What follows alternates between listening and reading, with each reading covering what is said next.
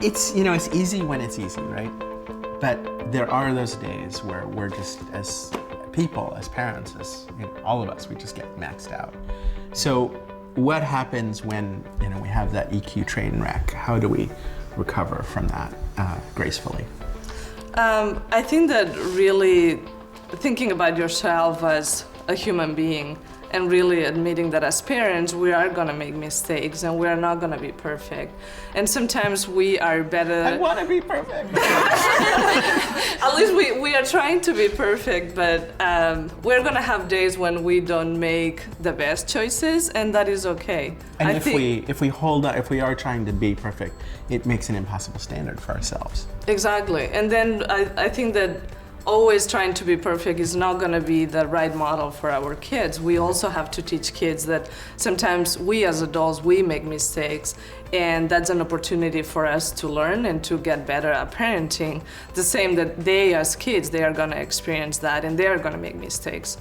Yeah, Marcia Rideout, who's one of our educators, talks about modeling out loud in those moments. Like, right, I made a mistake, let me recover. And I think teaching kids, because they are stressed too. Yeah, and something that I've done even with my daughter, which is 2.5, is say sometimes, I'm sorry. That was not my best reaction, and I'm sorry. And I'll try to do it better the next time. Because you do have those stressful situations where you don't respond the way that is appropriate. Yeah. I think for me, I want to be a different kind of father than, my one dad was great, but I want to be a different kind of father.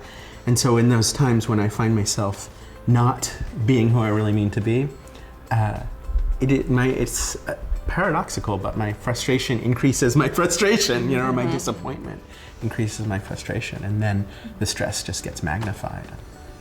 Yeah.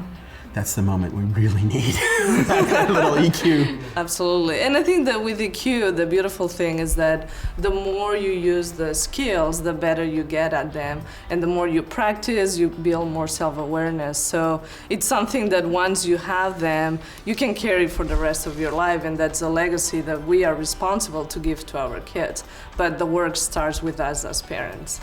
And I've also realized that, sometimes when you continually use it, it just becomes so much part of you that you're not trying to do it. And then my kids also realize that. And, I believe modeling plays a big role. Yeah. Not what I say, but what I do. That makes all the difference. Absolutely. Yeah, so I completely agree with you. Thank you. All right.